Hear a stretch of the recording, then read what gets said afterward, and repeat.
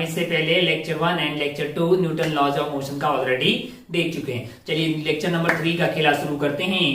Lecture number 3 का खेला शुरू करने से पहले हम लेक्चर नंबर 2 की एंडिंग की बातें करते हैं। लेक्चर नंबर 2 की एंडिंग में हम बातें कर रहे थे एक सवाल से।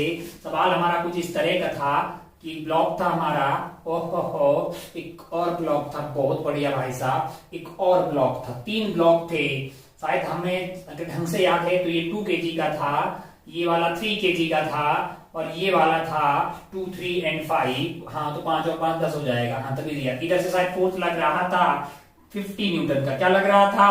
50 न्यूटन का। और ये स्मूथ एक धरातल पे, यानी कि स्मूथ धरातल पे रखा हुआ था। ओहो कहीं पे कोई फ्रिक्शन नहीं थी, कहीं पे कोई फ्रिक्शन नहीं थी, ये स्मूथ था। अच्छा बहुत बढ़िया। फिर क्या हुआ? फिर हमने इनकी एक्सेलरेशन निकाली थी। फिर क्या हुआ? फिर इनका यहाँ पे तुमसे नॉर्मल पूछा गया था, नॉर्मल पूछा गया था। मान लीजिए इसका नाम ए है, इसका नाम बी है, इसका नाम सी है, तो हमने ये ऑब्जर्व किया था कि बी के द्वारा सी पे लगने वाला नॉर्मल और सी के द्वारा बी पे लगने वाला normal equal in magnitude and opposite in direction आया। तो हमको ऐसा मन में आया, अरे यार एक तो एक्शन है और एक रिएक्शन है। तब हमको और याद आया कि हमने न्यूटन साहब के 2 लॉ तो पढ़ लिए हैं, लेकिन न्यूटन साहब ने टोटल 3 लॉ दिए थे। तो हमारे दिल में आया कि हमको न्यूटन साहब का तीसरा लॉ पढ़ लेना चाहिए। फिर लास्ट में हमारा टाइम शायद खत्म हो गया था उस दिन का, 1 घंटा के आसपास का, तो हमने फिर Newton laws of third motion की बातें नहीं की थी। लेकिन आज की शुरुआत करते हैं Newton third law of motion से। इससे पहले हम फ्री बॉडी डायग्राम बनाना, कॉन्टेक्ट फोर्सेस के बारे में ये बातें सेकंड लेक्चर में कर चुके हैं, तो वो बहुत बेसिक है, उनका आपको आना बहुत ही ज्यादा जरूरी है। जैसे नॉर्मल कैसे लगता है, सरफेस के परपेंडिकुलर लगता है और इस तरह से लगता है कि वो सरफेस को कंप्रेस करने की कोशिश करता है। फिर हमने बातें की थी टेंशन की। Tension is always along the string and it opposes the increase in the length of the string या फिर tries to reduce the length of the string। अच्छा बहुत बढ़िया, बहुत ही शानदार। ये छोटी छोटी बातें, फ्री बॉडी डायग्राम बनाना और फिर कुछ कुछ सवाल हम देख रहे थे। चलिए आज का खेला शुरू करते हैं। Newton third law of motion. Newton third law, महान आदमी न्यूटन जी जिन्होंने 3 लॉ दिए थे, जैसे कि 60%, 50-60% जो है फिजिक्स सॉल्व हो जाती है। तो हम 2 लॉ ऑलरेडी पढ़ चुके। चलिए बढ़ते हैं थर्ड लॉ पे। Third law of motion, third law of motion. ये इतना आसान है कि आपको वैसे ही पता होगा, आपको ये पता होगा। Third law of motion, for every action there is equal and opposite reaction. For every action, for every action, for every action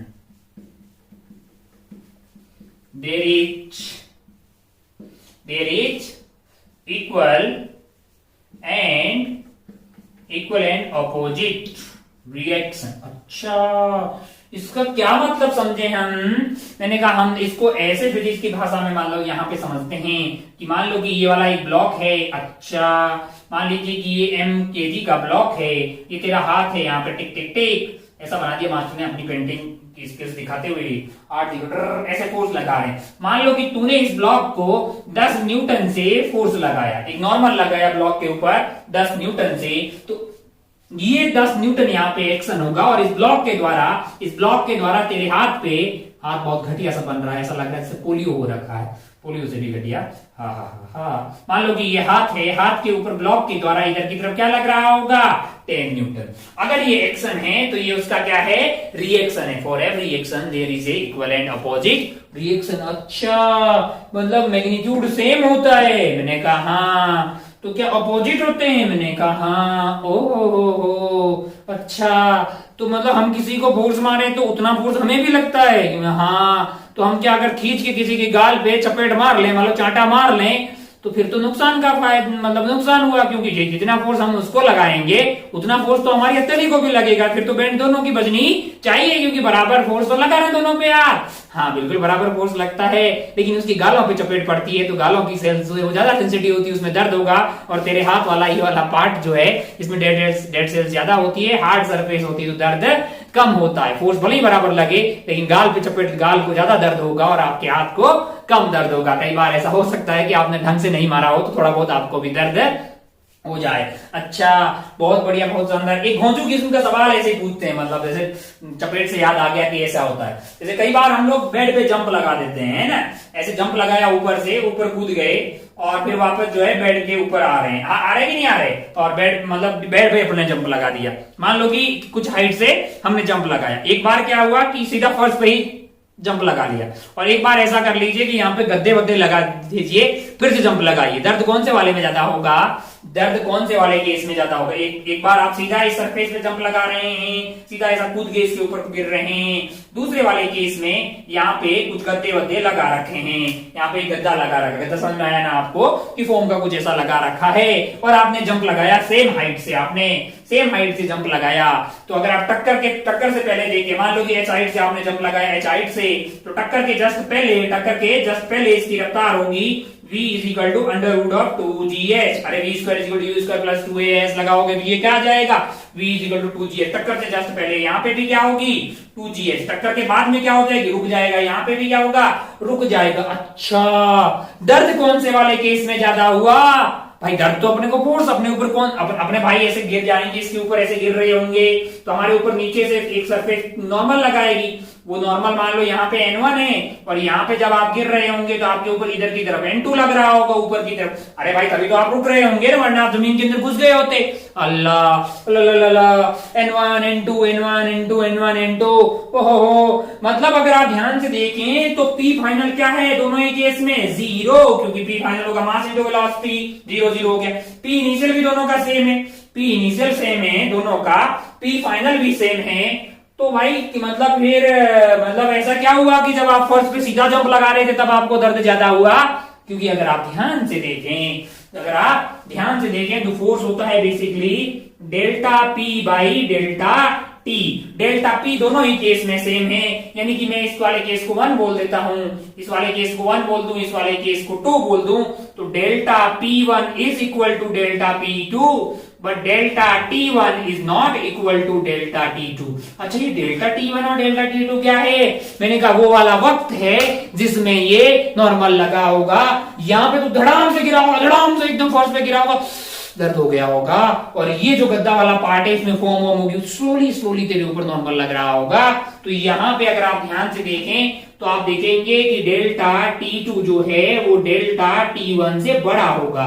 क्या होगा, डेल्टा T1 से बड़ा होगा, क्योंकि आप स्लोली यहाँ पे आपकी स्पीड कम होगी, अब धीरे जाके एकदम रुक जाएंगे, लेकिन फर्स्ट पे गिरेंगे तो आप धड़ाम से आपको लग जाती है। इसीलिए क्या होता है, हार्ड सरफेस पे अपन गिरते हैं तो बहुत ही ज्यादा दर्द होता है, और रेत के धोरे पे या फिर कुछ ऐसी जगह पे जहां पे रेत वेत हो वहां पे गिर जाते हैं सेम हाइट से, तो दर्द कम होता है या चोट कम लगती है। क्यों? क्योंकि डेल्टा पी तो दोनों ही केस में सेम हुआ अगर आप सेम हाइट से जंप लगाते हो, लेकिन डेल्टा टी सेम नहीं होगा, और अपन जानते हैं कि force is equal to delta. अच्छा, ये मैंने डेल्टा लिया, डेल्टा बड़े के लिए आप जानते हैं कि D जो है, जैसे अपन बात करें F is equal to dP by dt है ना, तो अगर अपन बात करें तो यही तो आया है ना अपना, F is equal dP by dt। अच्छा, अगर मैं एवरेज की बात करूं, F एवरेज की बात करूं, तो मेरे लिए क्या हो जाएगा, delta P by delta T। Delta T बड़ा टाइम होता है और dP मतलब dt जो है बहुत छोटा सा टाइम होता है। ये आपने बेसिक मैथमेटिक्स में बातें पढ़ ली है। अरे भाई, डिफरेंशिएशन इंटीग्रेशन dt vt का मतलब तो जानते हो ना, डेल्टा मतलब एवरेज की बात करेंगे तो डेल्टा P डिवाइडेड है। तो अगर आप ध्यान से देखें तो आप ये पाएंगे भाई साहब कि आपका जो N1 है वो N1 हो जाएगा delta P1 divided by delta T1, और N2 जो है यहाँ पे delta P2 divided by delta T2। Delta P1 और डेल्टा P2 तो बराबर है, लेकिन बड़ा कौन है, डेल्टा T2। डेल्टा T2 बड़ा है, डेल्टा T2 अगर बड़ा है तो उस वाले केस में N1 बड़ा हो जाएगा, किससे, N2 से। N1 बड़ा हो जाएगा N2 से। तो अगर आप सीधा ऐसे फर्श के ऊपर, फ्लोर के ऊपर जंप लगाएंगे तो अब आपको दर्द ज्यादा होगा, लेकिन अगर आप ऐसा गद्दा लगा के उस पर जंप लगाते तो दर्द कम होता है। बहुत आसान सी बात है, बहुत बढ़िया भाई साहब, ऐसे ही मतलब मन में आ गया, तेरे को बता दिया। बाकी अपन बातें कर रहे थे कि अपन धड़ाम से किसी को मार दिया F फोर्स से, तो उतना ही फोर्स हमारे ऊपर लगता है। बोलो बहुत आसान है यार, for every action there is equal and opposite for every action there is a equal and opposite reaction. मतलब अगर एक एक्शन वाला फोर्स होगा तो उसके साथ क्या एग्जिस्ट कर रहा होगा, रिएक्शन वाला फोर्स। अच्छा अच्छा अच्छा अच्छा, क्या सारे फोर्स में एक्शन रिएक्शन पेयर होते हैं? मैंने कहा ये भी क्वेश्चन मार्क लगा ले कि क्या सारे फोर्सेस एक्शन रिएक्शन पेयर होते हैं। पता नहीं, बातें करेंगे धीरे धीरे आगे बातें करते हैं। देखो ये समझ में आया कि ओ हो यहाँ तो नॉर्मल का खेला जो है एक्शन रिएक्शन, मतलब एक एक एक्शन है तो एक रिएक्शन हुआ। अच्छा, मतलब क्या होता है कि तो फोर्सेस कैसे होने चाहिए, इक्वल होने चाहिए और अपोजिट होना चाहिए। तेरे को एक बहुत ज्यादा घोंसू किस्म का सवाल पूछा कि ध्यान से देखें, ये धरातल है, क्या है, धरातल है, और उसके ऊपर एक ब्लॉक रखा हुआ है, इसका मास m है। नीचे क्या लग रहा होगा, इस पे mg लग रहा होगा, ऊपर क्या लग रहा होगा, नॉर्मल लग रहा होगा। अच्छा ये रुका हुआ है, मैंने कहा नेट फोर्स क्या होना चाहिए, 0। नॉर्मल किसके बराबर होना चाहिए, mg। mg किधर लग रहा है, नीचे। नॉर्मल की किधर लग रहा है, ऊपर। क्या इक्वल है, क्या अपोजिट है, क्या एक्शन रिएक्शन पेयर है, क्या नॉर्मल और क्या क्या normal and mg action reaction pair है, एक्शन रिएक्शन पेयर है।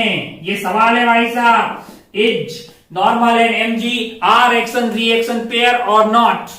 सवाल है कि क्या वो एक्शन रिएक्शन पेयर है या नहीं। सोचिएगा, दिमाग की बत्तियां, मतलब तो बहुत आसान सा चीज है। ओहो, इक्वल है भाई साहब, देखने से इक्वल दिखाई दे रहे हैं, दिखाई दे ही रहे हैं भी। और नॉर्मल और mg जो है इक्वल भी आ गए, अपोजिट भी है, तो क्या वो एक्शन रिएक्शन पेयर है। सोचिएगा, आपका जवाब क्या होना चाहिए, हाँ होना चाहिए ना, क्योंकि वो एक्शन इक्वल भी है और अपोजिट भी है। सोचिएगा भाई साहब कि क्या वो एक्शन रिएक्शन पेयर है। सोचिएगा, तब तक अपने बोर्ड को निपटा देते हैं। टिक टिक टिक टिक टिक टिक। भाई साहब साफ हो जाओ यार, है ना, साफ हो, पर हमको बहुत पढ़ना है, थोड़ा साफ रहा करो।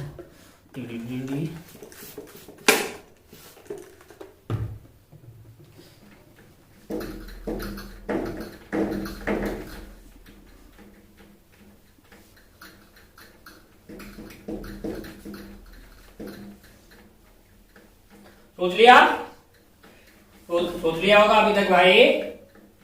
क्या जवाब आपका हाँ है?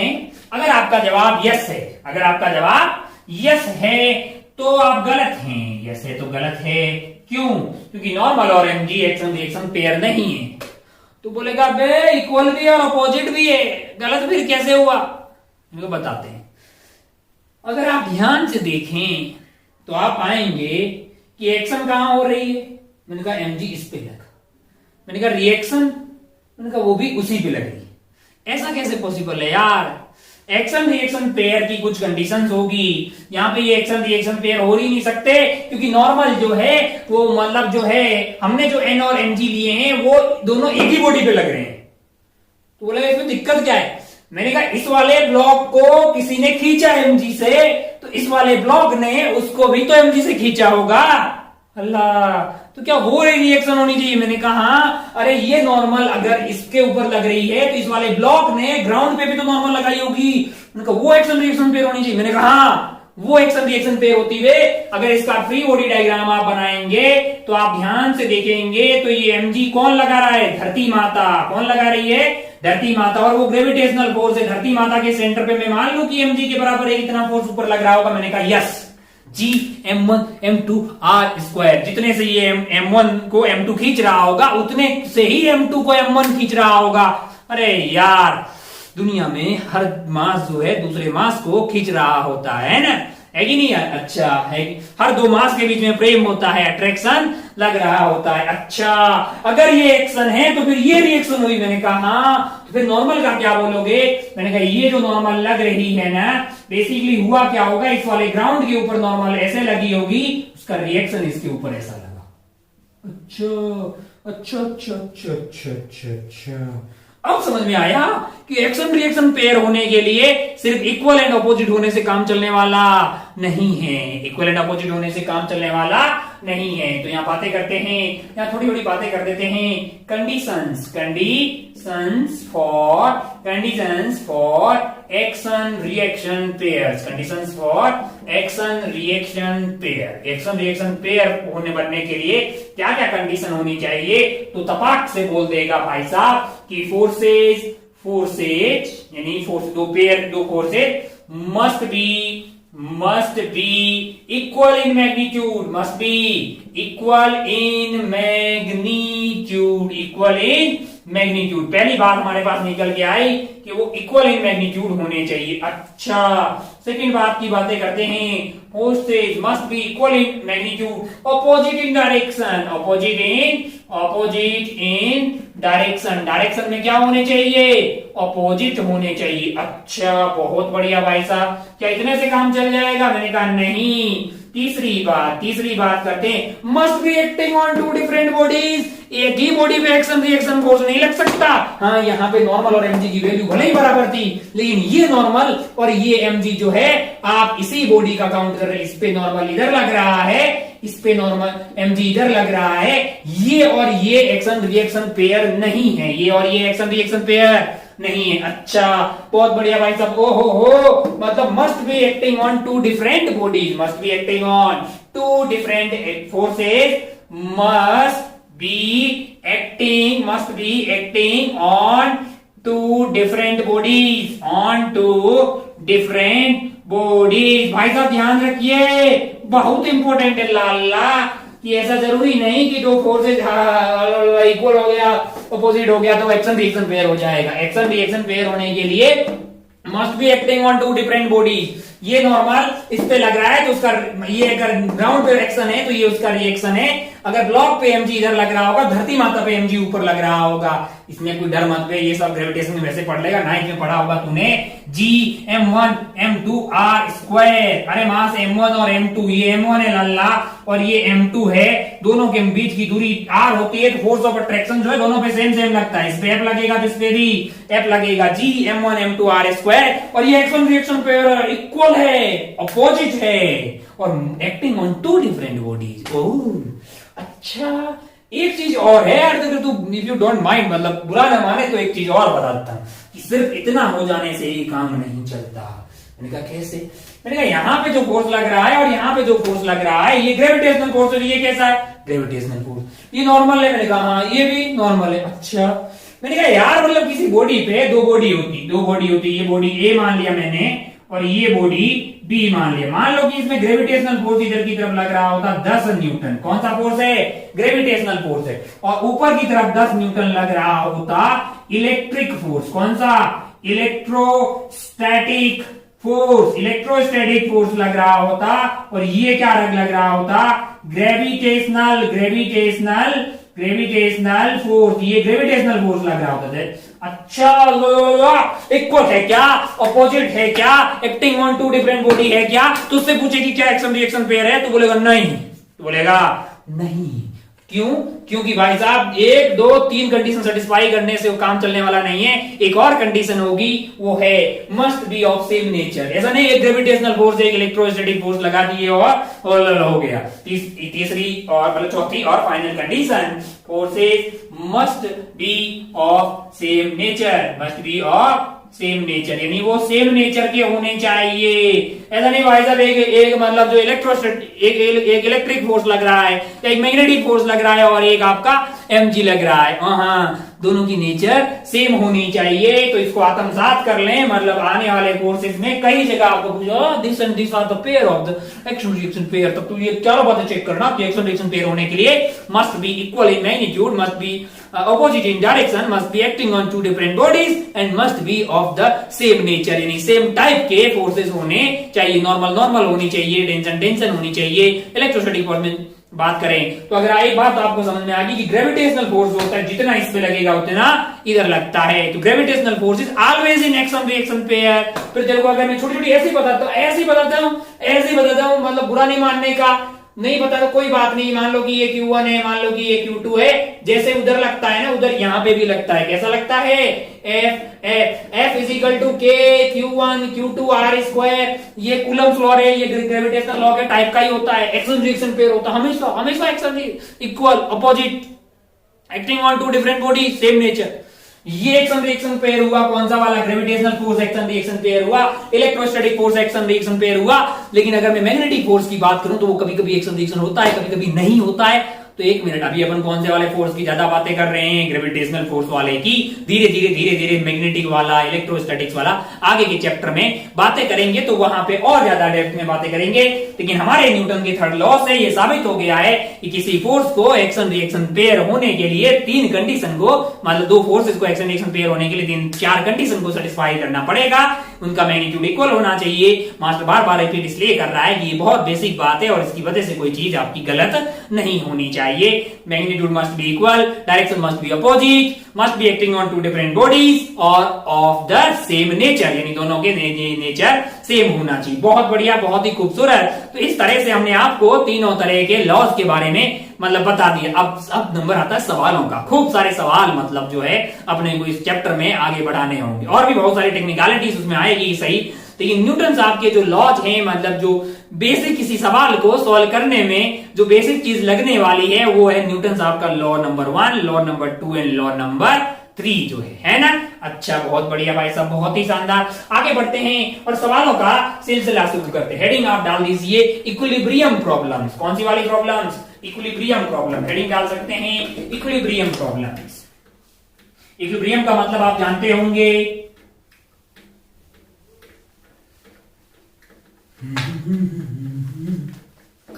तू माने माने दिलदारा हंसा देते।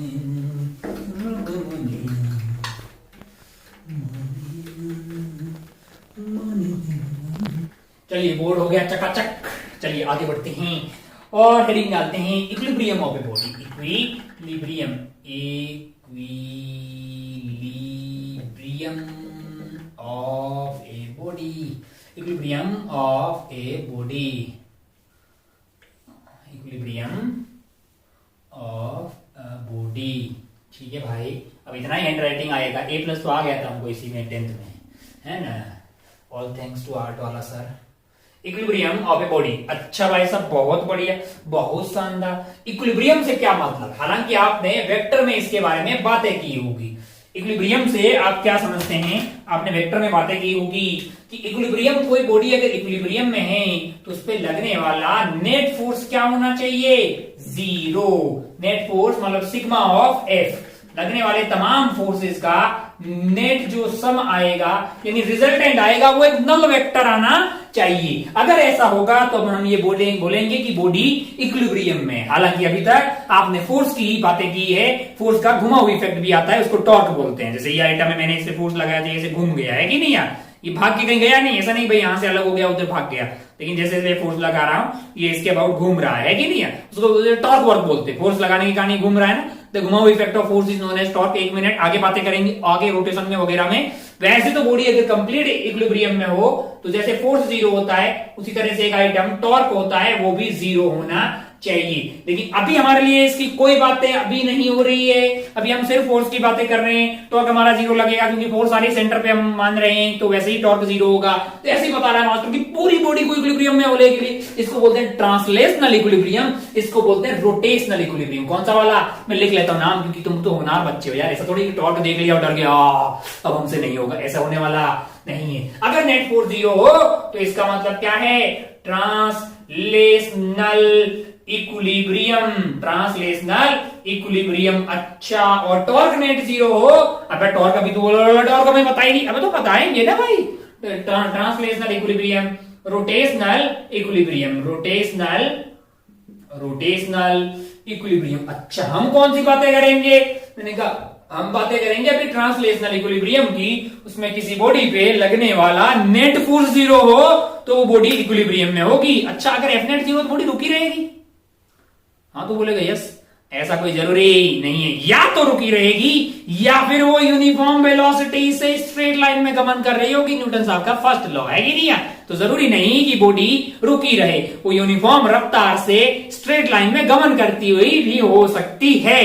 अगर नेट फोर्स 0 तो बॉडी या तो रेस्ट में रहेगी या फिर वो यूनिफॉर्म वेलोसिटी से स्ट्रेट लाइन में चलती रहेगी। अच्छा, बहुत बढ़िया। तो हम क्या करने वाले हैं, मैंने कहा हम करने वाले हैं खूब सारे सवाल जिसमें हमारी बॉडी होगी इक्विलिब्रियम में, यानी ट्रांसलेशनल इक्विलिब्रियम में। बहुत ही आसान से खेला शुरू करते हैं। एग्जाम्पल नंबर 1, एग्जाम्पल नंबर 1 भाई साहब, ओ मान लो कि इतना आसान कि मतलब तू बोलेगा वाह हमको इतना अंडर एस्टिमेट काहे कर रहे हो भाई, नहीं कर रहे हैं। जरा ध्यान से देखें, ये 10 kg का एक ब्लॉक को रख दिया है, ब्लॉक हुआ क्या इक्विलिब्रियम में है, अगर रुका हुआ है ना, मतलब नेट फोर्स 0 होगा तभी ना रुका होगा, या तो रुका हुआ है तो मतलब यहाँ पे यूनिफॉर्म रफ्तार चल रहा, ये तो रुका हुआ है, इसका मतलब नेट फोर्स क्या होना चाहिए 0, इसका मतलब इक्विलिब्रियम में है, ये इक्विलिब्रियम में है। तो आप मुझे यहाँ पे टेंशन बता दीजिए। अच्छा, मैंने ऐसा तीर क्यों बनाया, क्योंकि वो टेंशन 10 kg को ऊपर खींच रही होगी और ये जो जहां से बंधा हुआ है उसको नीचे खींच रही होगी, क्योंकि टेंशन की यही प्रॉपर्टी,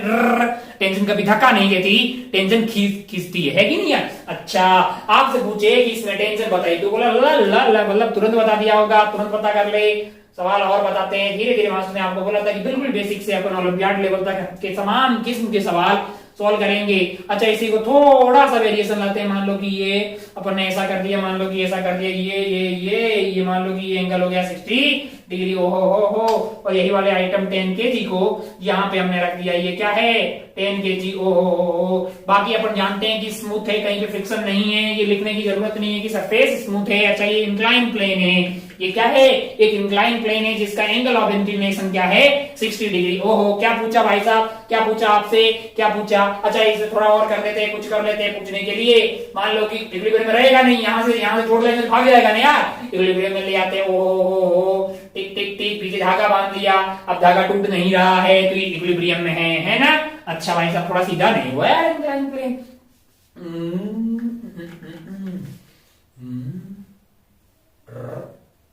और ये हो गया बहुत बढ़िया, मतलब समझ में तो आ ही रहा है। हाँ, ये हो गया भाई साहब। क्या पूछा आपको ये पूछा जाएगा कि इसमें लगने वाली टेंशन बता दीजिए, टेंशन बता दीजिए भाई साहब, नॉर्मल बता दीजिए ब्लॉक के ऊपर की कितना लग रहा होगा। क्या ब्लॉक इक्विलिब्रियम में है, मैंने कहा ब्लॉक इक्विलिब्रियम में। आगे बढ़ लें क्या, मैंने कहा हाँ, ये तो बहुत ही आसान है, अंधा आदमी बता देगा।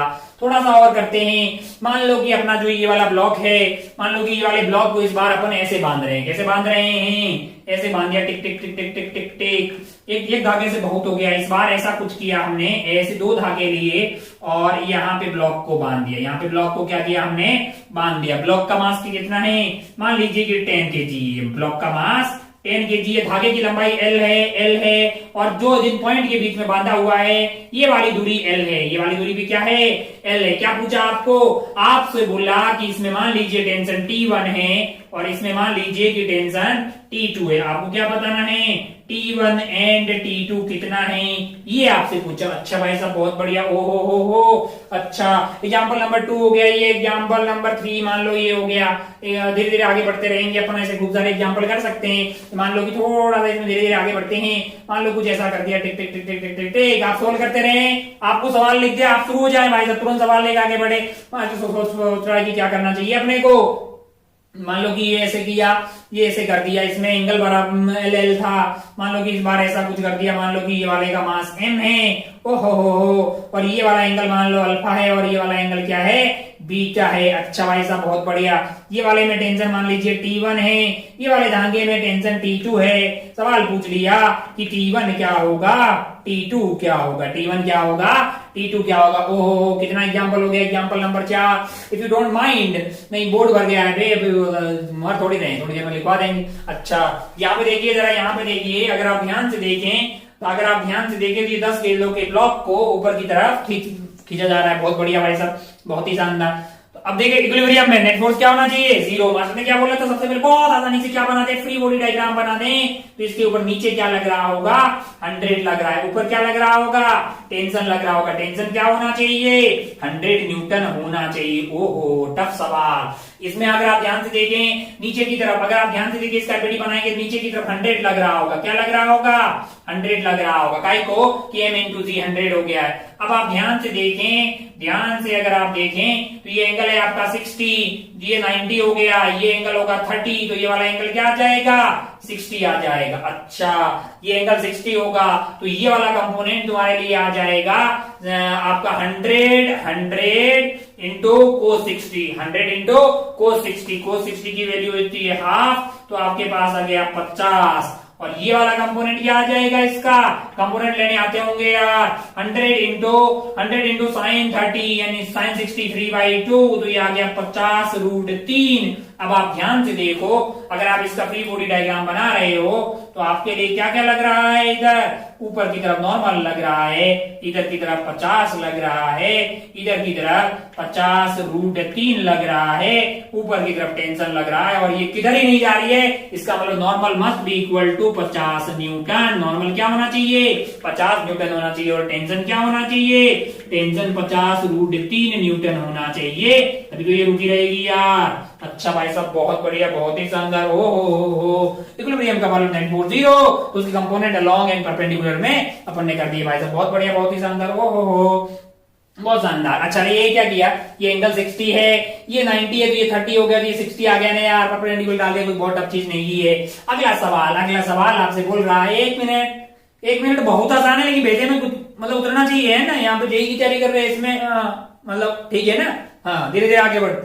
देखो यार, यहाँ से एक ब्लॉक है 10 kg, 2 धागों से बांध रखा है, धागे की लंबाई L, धागे की लंबाई L, और दोनों पॉइंट के बीच की लंबाई को L दिया है, और आपके लिए ब्लॉक जो है वो 10 kg का है। अच्छा, ओहो, दोनों धागों में आपसे क्या पूछा, दोनों धागों में आपको टेंशन पूछा। अच्छा भाई साहब, बहुत बढ़िया, पहले दोनों हो गए हैं तो मिटा देते हैं ताकि थोड़ा सा स्पेस अपने पास क्रिएट हो जाए।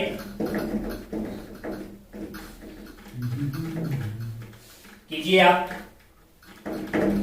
वो है ना एल दे के स्टाइल मार के 60 एंगल दिया है भाई, परेशान नहीं होने का है ना। ये T1 और T2 बराबर होंगे, काइको लल्ला, क्योंकि सिमेट्री है, क्योंकि क्या है सिमेट्री है। अगर आप ध्यान से देखें, ये एल हर एंगल क्या हो जाएगा 60, ये 60, ये 60। अगर तभी तो स्टाइल मार के दिया है यार। और इसकी टेंशन मान लीजिए T है और इसकी टेंशन T है, क्योंकि T1 और T2 सेम होगा, क्योंकि सिमेट्री है। ओहो, अब अगर आप 10 kg का एपीडी बनाएं तो 10 kg पे नीचे की तरफ लग रहा होगा 100 न्यूटन mg, मास है आपका 10 और जी की वैल्यू ली 10। ऊपर इधर की तरफ लग रहा है T, इधर की तरफ क्या लग रहा है T, बीच का एंगल क्या है, मैंने कहा 60 डिग्री। अगर आप ध्यान से देखें तो ये एंगल आपके पास 30 डिग्री हो गया है, और ये एंगल आपके पास हो गया है 30 degree. T cos 30, T cos 30, 2T cos 30 must be equal to 100, और T sin 30, T sin 30, T sin 30 cut जाएंगे, और ऊपर वाले दोनों कंपोनेंट ऐड हो जाएंगे। ऊपर वाले component must be equal to 100, तभी ना रुका रहेगा यार, और ये रुका हुआ है तो ऊपर वाले कंपोनेंट 100 के बराबर होने चाहिए। तो T cos 30 degree is equal to 100, 2T cos 30 degree is equal to, ये तो पता है ना कि T cos theta, T sin theta, मतलब पता है ना। हाँ, 2T cos theta, 2T cos theta is basically √3/2 is equal to 100 है। आपको लग रहा होगा मात्र आपको 100 एस्टिमेट कर रहा है, ऐसे बोल रहा है, अरे ऐसा नहीं है भाई, कोई हो सकता है ना पता हो, तो ध्यान रखें है ना। अजानों की भीड़ में कोई ऐसा भी हो सकता है कि T cos theta, T sin theta नहीं पता हो, तो आप पता कर ले, क्योंकि जब जागो तभी सवेरा है ना। तो अपना आ गया 100/√3, बहुत अच्छा लगा अपने को, इसमें कोई बहुत ज्यादा टफ सवाल भी नहीं था। चलिए आगे बढ़ते हैं। हो T पता लग गया 100/√3, बहुत शानदार भाई साहब, बहुत बढ़िया, ये तो हो गया। ओ, इस बार क्या है, एंगल अलग अलग है, इस बार एंगल अलग अलग है। पिछली बार मतलब जो है सौभाग्य से अपना सेम आ गया, तो क्या इस बार T1 एंड T2 सेम होगा। एक बार सवाल को थोड़ा बड़ा करके यहाँ पे कर देते हैं, एग्जाम्पल नंबर 4 को थोड़ा सा जूम कर देते हैं, यहाँ पे थोड़ा अच्छे से, पिछली बार स्पेस कम था। इस बार जो आपके पास जो ब्लॉक है ब्लैक कलर का है, कोई इतना भाव खा रहे भाई, कोई और ब्लैक ब्लैक। अगर आप ध्यान से देखें तो आपके पास जो ये ब्लॉक रखा हुआ है यहाँ पे, इसका मास है आपके लिए, इसका मास m है, ये एंगल आपको अल्फा दिया है ओरिजेंटल से, और ये एंगल आपको बीटा दिया है। माना कि ये वाली टेंशन T1 है और यहाँ की टेंशन T2 है। आपको T1 एंड T2 पता करना है। बनाइए इसका एपीडी, रिजॉल्व कर दीजिए फोर्सेस को x एंड y में। अगर आप फोर्सेस को रिजॉल्व कर देंगे मतलब हॉरिजॉन्टल और वर्टिकल में, तो हॉरिजॉन्टल के फोर्सेस नेट 0 होना चाहिए, वर्टिकल के नेट फोर्सेस 0 होना चाहिए। कर लो लल्ला, कोई बहुत ज्यादा टफ चीज नहीं है, बहुत ही आसान है। धीरे धीरे हमारा खेला शुरू हुआ है, आइए बढ़ते हैं धीरे धीरे आगे। ओ हो बहुत बढ़िया, बहुत ही शानदार। हो अगर आप बनाते हैं इसका एपिडी, इसका एपिडी मतलब फ्री बॉडी डायग्राम, आपने बोला बगैर एपिडी कोई काम ही नहीं करना। मैकेनिक्स में बुरा मान जाती है मैकेनिक्स अगर आपने एपीडी नहीं बनाई, और अगर आपने एपीडी बनाई मैकेनिक्स खुद ही बहुत आसान हो जाती है आपके लिए। मास एम है, नीचे आपके लिए mg लग रहा होगा, बिल्कुल आपने शो कर दिया।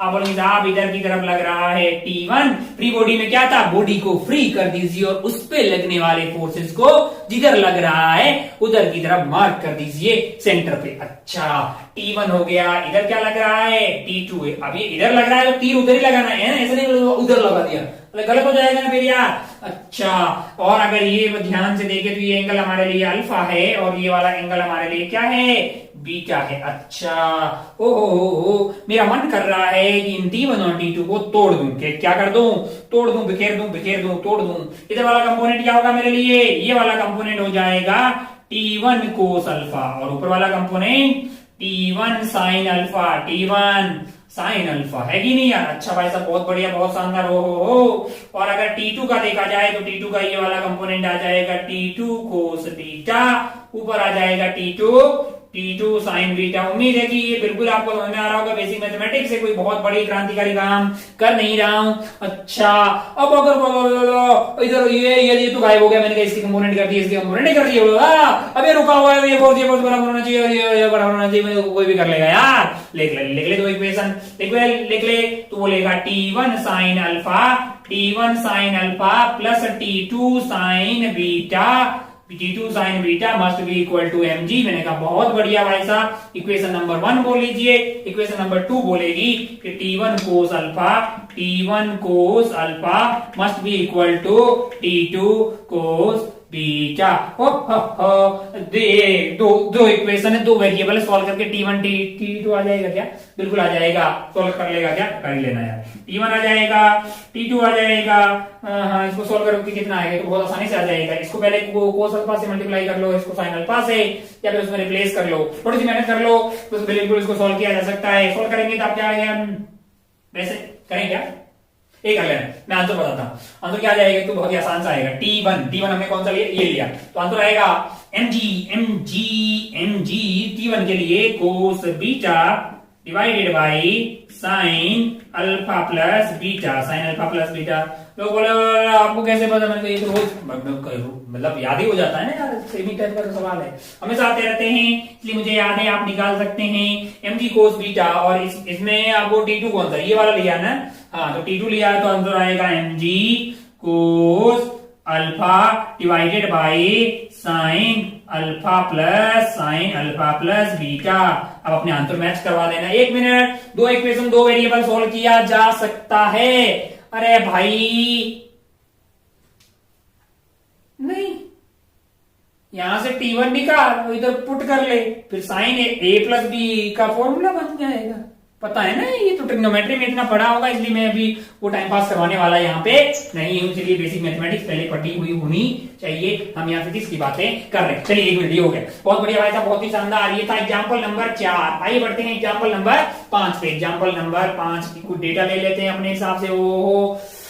फिर एक सवाल बनाते हैं इक्विलिब्रियम का। मान लीजिए कि ये अपना ऐसा सरफेस हो गया, क्या हो गया, ये अपना सरफेस हो गया, बहुत बढ़िया भाई साहब। ओहो यहाँ पे एक पुली बनाया अपन ने, ये पुली बना दिया, बहुत शानदार। यहाँ पे एक और पुली बनाया, ओहो पुली जानते हैं क्या, अभी अपने ब्लॉक समझ में आ गया ना आपको। जैसे इस तरह का कोई सा भी आइटम हो, मतलब इस तरह का कोई भी आइटम हो, या इस तरह का कोई भी आइटम हो, मान लो कि ये अपने पास है, ये आइटम को किसी सरफेस पे रख देंगे ना, इसको ब्लॉक बोलेंगे, है ना।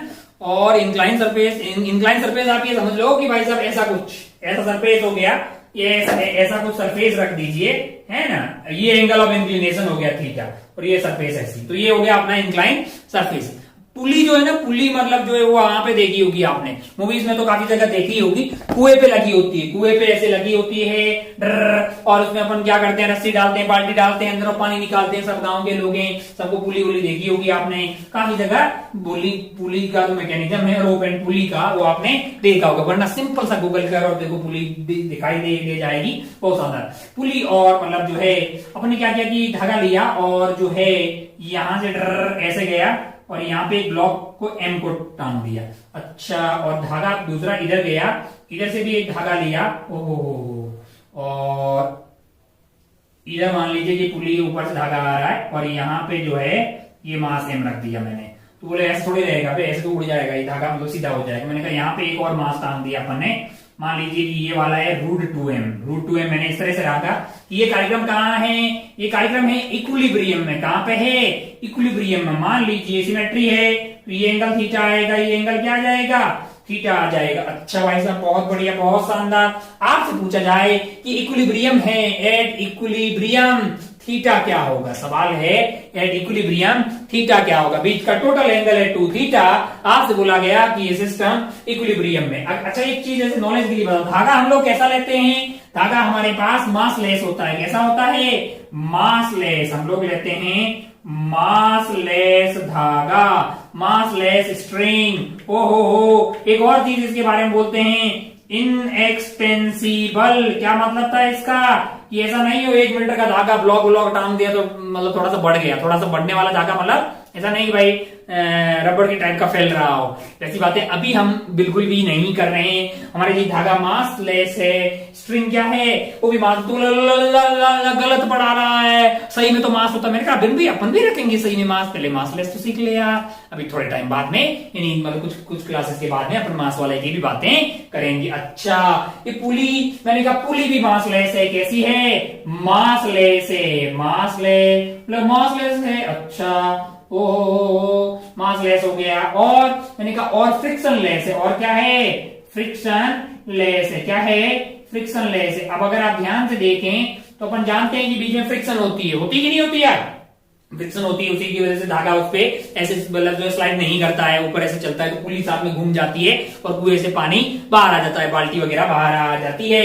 लेकिन अभी हम आसानी के लिए मासलेस, हमारी पुली जो है वो मासलेस रहेगी, फ्रिक्शन लेस रहेगी, हमारा जो धागा है वो मासलेस है और इनएक्सटेंसिबल है। 1 मिनट, पुली में भी मास आएगा, पुली में भी फ्रिक्शन आएगी, अभी तू ये तो सीख ले यार, है कि नहीं यार। चलिए ऐसी नॉलेज के लिए बता दें कि भाई सवालों में ये लिखा है मासलेस पुली, फ्रिक्शनलेस पुली, मासलेस स्ट्रिंग, मासलेस ये वो, इनएक्सटेंसिबल, ये सब बातें लिखी, तो इसमें कोई दोहराए वाली बात नहीं, क्योंकि अपन लेके चल रहे हैं। मास आ जाएगा तो क्या दिक्कत होगी, फ्रिक्शन आएगा तो क्या दिक्कत होगी, मैंने कहा कि नया चैप्टर बनेगा, पढ़ेंगे ना उसको।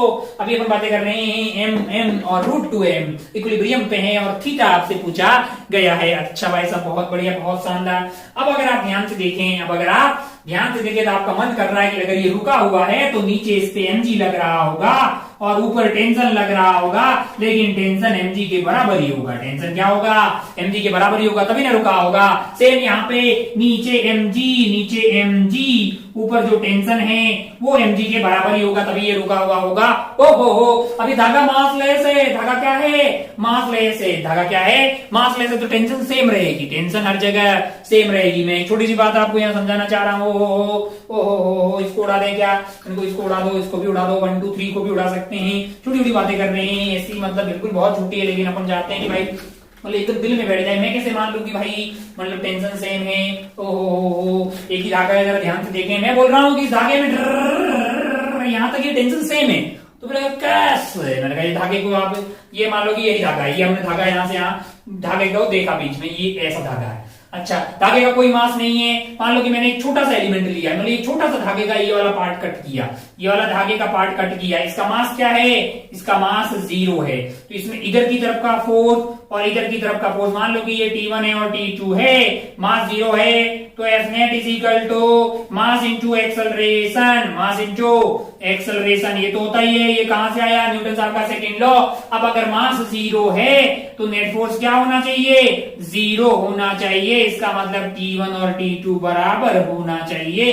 कोई भी छोटा सा पार्ट, छोटा छोटा सा एक पार्ट डीएम, मान लो एक छोटा सा पार्ट, मान लो कि टोटल लेंथ एल है, मैंने डीएल लेंथ का सेक्शन लिया, छोटा सा पार्ट लिया, उसको देखा कि इसके इधर का फोर्स और इधर का फोर्स बराबर होना चाहिए, इसका मतलब वाले पूरे के पूरे धागा में टेंशन सेम होना चाहिए ना यार। ओ हो, इसका मतलब ये जो टेंशन है mg के बराबर वो यहाँ पे होगी, यहाँ पे होगी, यहाँ पे होगी, यहाँ पे होगी, यहाँ पे होगी। हाँ, मैं एक धागे में टेंशन अगर धागा मास लेस होगा तो समान होगी। एक मिनट, कान खोल ले।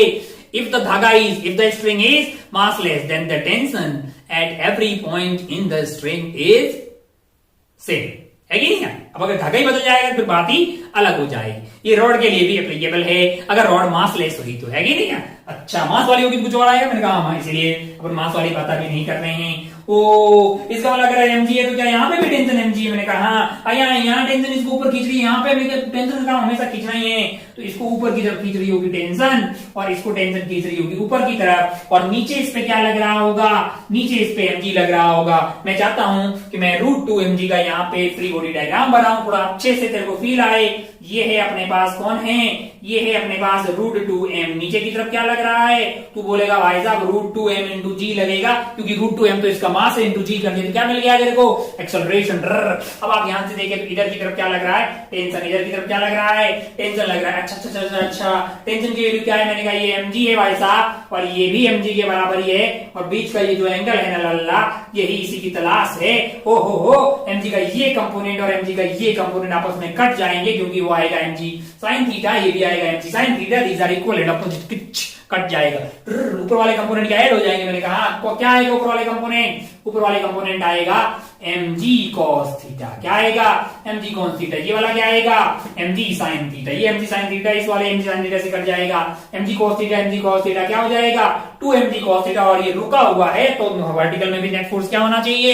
0।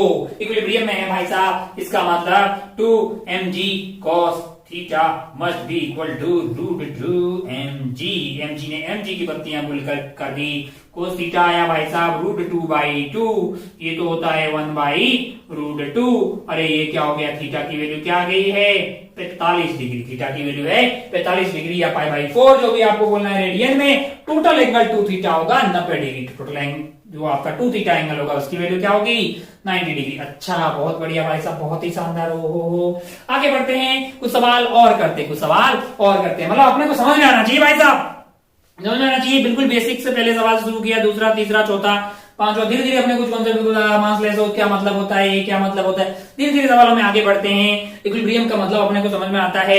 अभी अपन कौन सा इक्विलिब्रियम पढ़ रहे हैं? ट्रांसलेशनल, जिसमें क्या है? मैंने कहा बॉडी पे लगने वाला नेट फोर्स 0 है, टॉर्क वॉर्क की तो अभी कोई बातें ही नहीं हो रही। वैसे इक्विलिब्रियम में क्या होना चाहिए? मैंने कहा नेट फोर्स भी 0 होना चाहिए, नेट टॉर्क भी 0 होना चाहिए। अभी कौन सा इक्विलिब्रियम की बात कर रहे हैं? ट्रांसलेशनल इक्विलिब्रियम की बातें कर रहे हैं, कि नहीं? अच्छा, बहुत बढ़िया भाई साहब, बहुत शानदार, बहुत ही बढ़िया। बोर्ड को एक बार क्लीन करते हैं, कुछ सवाल और अपन देखते हैं, आगे बढ़ते हैं। मेरा दिल भी कितना है।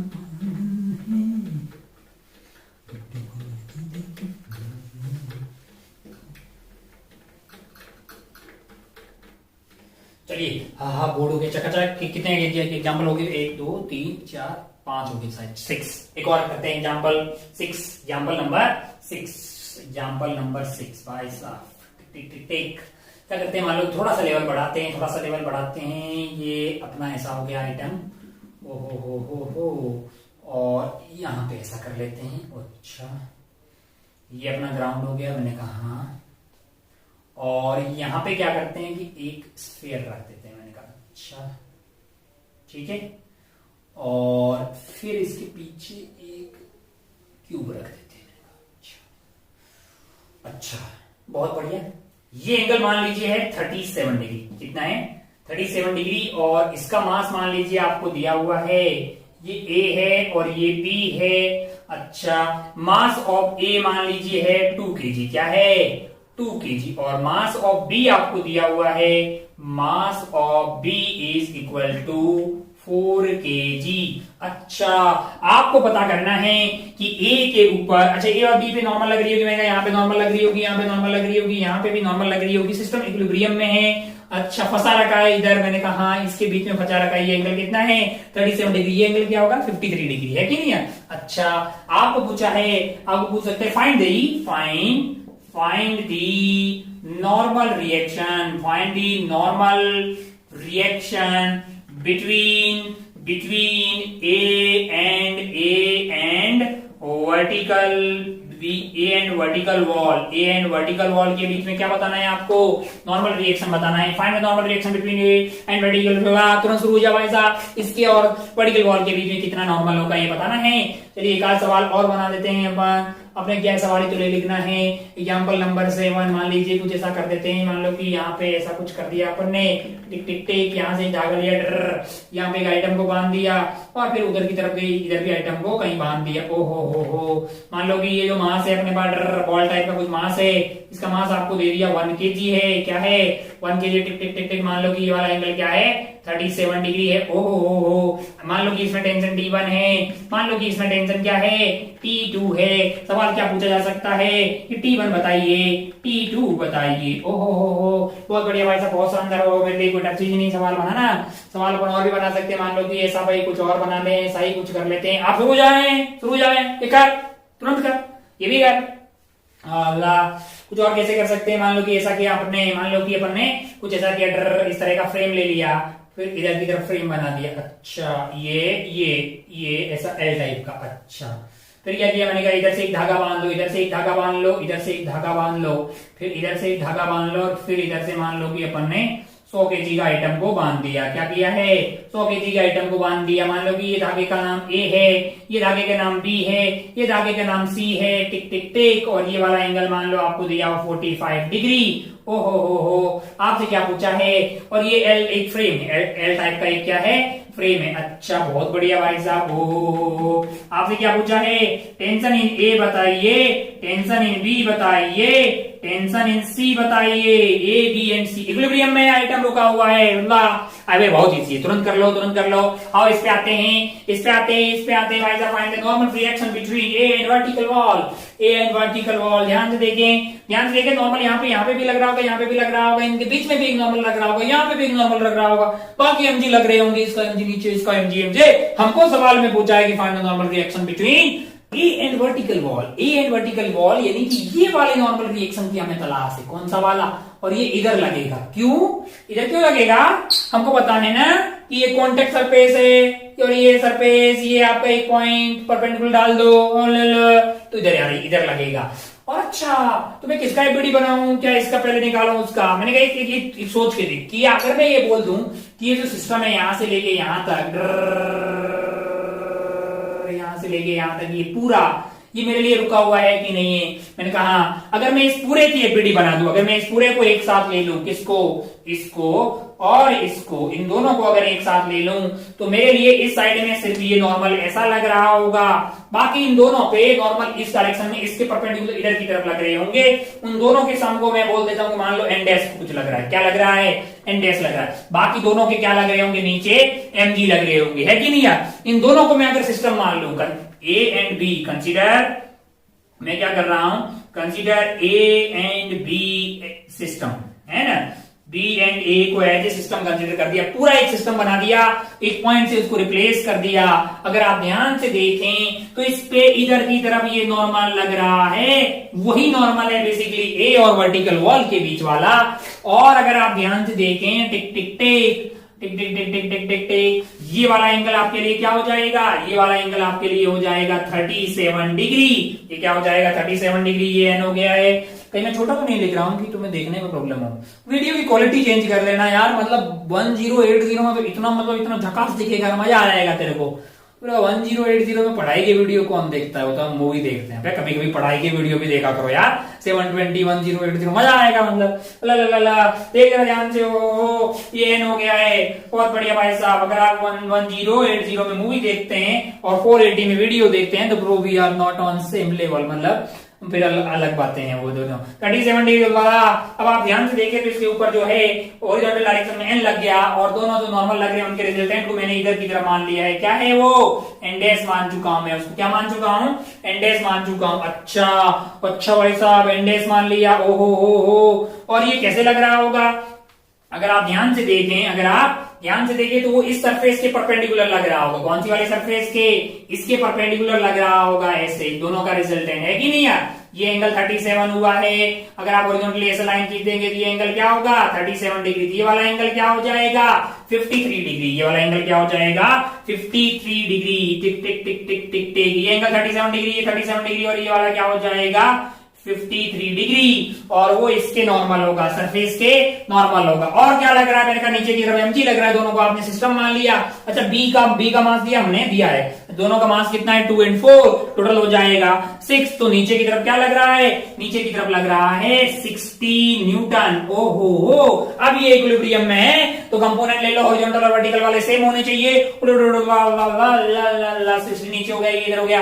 एंडेस का इधर वाला कंपोनेंट क्या होगा? एंडेस का इधर वाला कंपोनेंट होगा एंडेस कोस 53 डिग्री। कोस 53 डिग्री तेरे को पता होगा 3/5 होता है। ऊपर वाला कंपोनेंट हो जाएगा कोस की बजाय हो जाएगा तेरे पास जो है, आपके पास जो कोस 53 डिग्री है वो 3/5 आ गया। और इधर है आपके पास साइन 53 डिग्री जो कि हो गया है 4 n/5। 4 n/5। तो आप सीधा लिख सकते हैं 4 n/5 must be equal to 60। must be equal to 60। अच्छा, ओहो, तो इसका मतलब एंडेस की वैल्यू क्या हो गई है? ये आपका पास कट गया है बेसिकली 15 से, है ना। और 15 इंटू एंडेस की वैल्यू हो गई है 15 इंटू 5, है ना।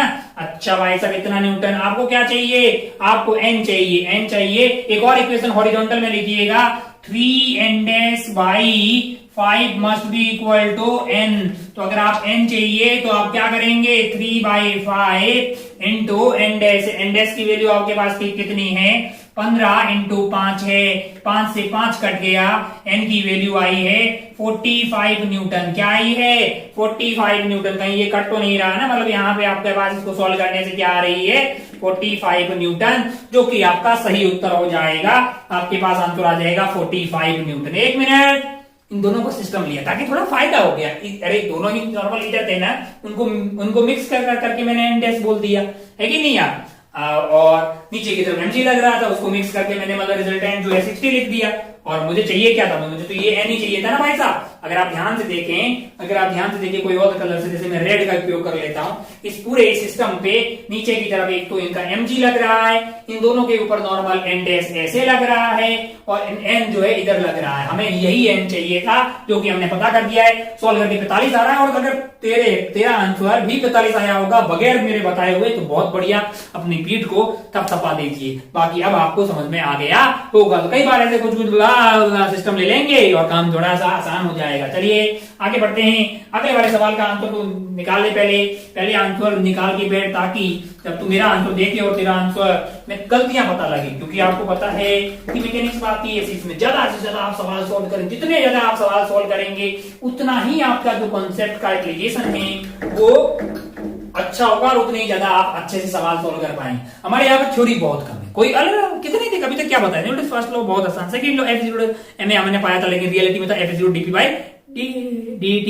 थर्ड लॉ मैंने कहा every action there is equivalent opposite. फिर सवाल ये थोड़ी भाई तेरे को कोई ट्रेंड याद करना है, कोई कलर याद करना है, ऐसी कोई बातें नहीं है। बिल्कुल वेरी गुड। तो एक फायदे का सब्जेक्ट है जिसमें बहुत परेशान होने की कतई जरूरत नहीं है। अच्छा, बहुत बढ़िया भाई साहब। हो ये रुका हुआ है तो इक्विलिब्रियम में है, तो इसके ऊपर इधर की तरफ T1 लग रहा होगा, इसके ऊपर इधर की तरफ T2 लग रहा होगा। तो अगर आप 1 kg का एफबीडी बनाएंगे तो इधर की तरफ T1 लग रहा है, इधर क्या लग रहा होगा? T2 लग रहा होगा। ये एंगल है 37 डिग्री, तो ये वाला एंगल हो जाएगा 37 डिग्री, यानी ये वाला एंगल मेरे लिए आ जाएगा 37 डिग्री। नीचे क्या लग रहा होगा? वे mg से वो तो 10 आ गया, बहुत ही ज्यादा आसान। अब आप इस T2 के कंपोनेंट मानिएगा। ऊपर वाला कंपोनेंट आ जाएगा T2 cos 37 degree, T2 cos 37 degree, यानी कि 4T2/5। और ये वाला कंपोनेंट आपके पास आ जाएगा 3T2/5। 3T2/5 must be equal to T1 और 4T2/5 must be equal to 10, तभी तो ये इक्विलिब्रियम में रहेगा भाई साहब।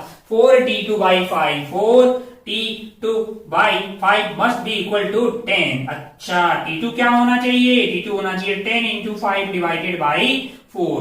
तो ये कट गया भाई साहब, कितना आ गया है, ये 5 आ गया है, ये 2 आ गया है। T2 की वैल्यू आ गई 25/2 न्यूटन। कैलकुलेशन देख लेना अपने हिसाब से। T2 को अच्छा यहां से लिख दीजिए भाई, T2 आ गया तो T1 भी आ जाएगा। क्यों? क्योंकि हॉरिजॉन्टल में भी नेट फोर्स 0 होना चाहिए, यानी कि T1 must be equal to 3T2/5, 3T2/5, 3/5, और T2 की वैल्यू आ रही है 25/2। डाल दिया हमने यहाँ पे। ओहो, ये कट गया 5 से, तो आंसर आ रहा है आपका 15/2 न्यूटन। बहुत बढ़िया भाई साहब, बहुत ही शानदार। ओहो, ये हो गया है। ये बहुत ही मतलब इसके सिमिलर टाइप का गोली की रफ्तार से सॉल्व कर ले, एकदम बहुत तेजी से उसको सॉल्व कर ले। आगे वाले को TA, TB और TC पूछा गया है। इसमें क्या है, TA, TB एंड TC।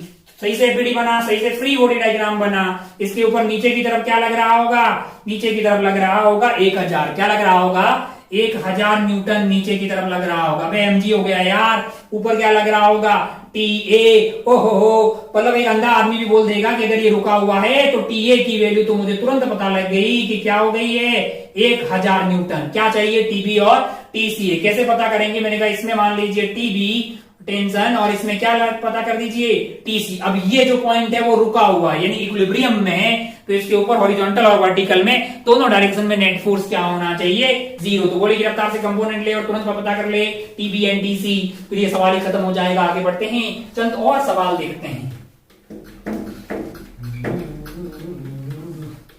चलिए भाई साहब देखिए जरा इसका बड़ी ये पॉइंट मान लिया हमने। यहाँ पे पॉइंट पे इधर की तरफ क्या लग रहा है, TC लग रहा है। इधर क्या लग रहा है, TB लग रहा है। नीचे की तरफ क्या लग रहा है, TA लग रहा है। भाई साहब ऐसे टाइम पास करवाने बहुत ज्यादा सवाल हो गए, मतलब है ना।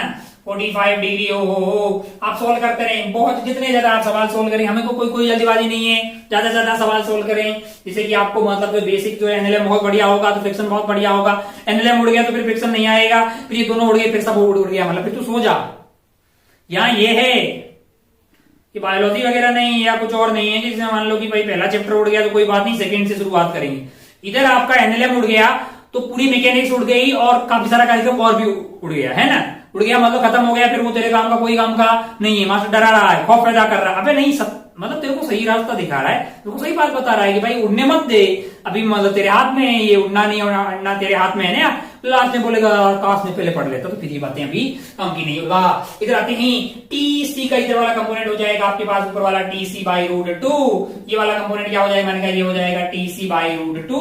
अब cos 45 degree sin 45 degree. TC/√2 is equal to TA, पर TA तो कितना है भाई, 1000 हो गया ना यार। ओहो, TC क्या आ गया है, TC आ गया है बेसिकली 1000√2 न्यूटन। अच्छा TB चाहिए, मैंने कहा हाँ। TB की कितना है, TB है बेसिकली TC/√2, यानी 1000√2 डिवाइडेड बाय √2 ने √2 की बत्तियां गुल कर दी। आपके पास आंसर आया है 1000 न्यूटन। 1000 न्यूटन। तो इस तरह से ये सवाल में आपको TA भी मिल गया, आपको TB भी मिल गया, आपको TC भी मिल गया। एक बार बोर्ड साफ करते हैं, एक दो सवाल और देखते हैं। खूब सारे सवाल वैसे इक्विलिब्रियम पे हो गए हैं।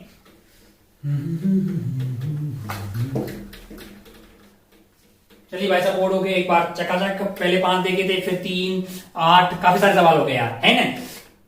कुछ और दिया जाएगा, दिया जा सकता है, मतलब सवालों में क्या इनफाइनाइट है, अपन दे देना कुछ भी बुला दूं मैं। एक दो बनाते हैं, फिर उसको क्या करते हैं, अपना टाइम हो गया 1 घंटे के आसपास, तो 1 घंटे से ज्यादा तक वीडियो नहीं बनाने का, ताकि बच्चों को भारी ना पड़े। तो अपन कुछ सवाल होमवर्क में लिख देते हैं। मान लो कि भाई साहब पहला सवाल होमवर्क के लिए इनको आपको ट्राई करना है। ये मतलब क्लास में दिया गया होमवर्क है। हाँ, वैसे आपको जो होमवर्क मतलब जो असाइनमेंट मिलेगा, मतलब जो बुकलेट से, वो सवाल अलग है। मान लीजिए आपको कोई बोले, कल को बोल दे कि ओहो, मान लो कि ऐसा कुछ हो, क्या हो कि एक दीवार ऐसी है और यहाँ पे एक स्फीयर रखा हुआ है। क्या रखा हुआ है, यहाँ पे एक स्फीयर रखा हुआ है। अच्छा भाई साहब बहुत बढ़िया, बहुत ही शानदार। और मान लीजिए कि ये जो स्फीयर है अपने पास, मान लीजिए कि ये स्फीयर जो है, मान लीजिए कि ये ऐसा कुछ करते हैं, दीवार, ये कर देते हैं दीवार। हो ये दीवार। स्फीयर का मान लो कि मास आपको दिया हुआ है, स्फीयर का मास आपको दे दिया, मास इज 5 kg। क्या दिया हुआ है, 5 kg। हो और ये जो दूरी है, मान लीजिए ये दूरी आपको दे दी 6 मीटर। ओहो, हमको क्या चाहिए होगा, हमको चाहिए होगा रेडियस। मान लो आपको रेडियस दिया हो 5 मीटर। क्या दिया हो, 5 मीटर। अच्छा, ये यहाँ पे टच हो रहा भाई साहब, यहाँ पे टच हो रहा है। बहुत बहुत ही बढ़िया, बहुत ही शानदार। टिक टिक टिक टिक टिक टिक टिक। ओ हो। Find the force applied by the wall का ये वाला पॉइंट on the sphere पे कितना फोर्स लग रहा है? बोले ये नॉर्मल इस पे लगाएगी, वो नॉर्मल कितना होगा? ये सवाल है। स्फीयर का मास दिया, क्या रेडियस दिया, बेस की दूरी दी। हाँ, सॉल्व हो जाएगा। Very good. Homework question number 1, पूरा इंफॉर्मेशन तो दिया है ना? हाँ दिया है। Find the force applied by wall on the sphere. हाँ, तो ये आ जाएगा। बहुत बढ़िया। सेकंड सवाल लिख लेते हैं। मान लो कि सेकंड आटू किस्म का बना लेते हैं कुछ। मान लो कि एक मान लो कि ये एंगल थीटा है। मान लो कि यहाँ पे एक ब्लॉक रखा है। क्या रखा है? यहाँ पे एक ब्लॉक रखा है। ओ हो। और इधर से मान लो हॉरिजॉन्टली एक फोर्स लगा रहे हैं, एफ। हॉरिजॉन्टली क्या लगा रहे हैं? एक फोर्स एफ लगा रहे हैं। अच्छा। और ये इक्विलिब्रियम में कहां पे है? इक्विलिब्रियम में। ये है इक्विलिब्रियम में। अच्छा भाई साहब, बहुत बढ़िया, बहुत ही शानदार। ये इक्विलिब्रियम में फोर्स एफ लगा रहे हैं, तो इस वाले केस में नॉर्मल क्या होगा? Normal between block and inclined surface. Block and inclined surface के बीच में कितना नॉर्मल होगा? ये आपको एक सवाल पूछा गया है। यहाँ पे एक हॉरिजॉन्टल फोर्स लगा रहे हैं, एक ऐसा हॉरिजॉन्टल एंगल थीटा है, तो आपको पूछा है कि ये जो नॉर्मल लग रहा होगा वो कितना होगा? ये हो जाएगा। एक आध और कर लेंगे क्या? एक सवाल और कर लेते हैं, काफी हो जाएगा। मतलब काफी सारे सवाल किए, बाकी बुकलेट में भी तो करेंगे ना। सरफेस। अच्छा, मान लीजिए ऐसा कुछ हो, क्या हो?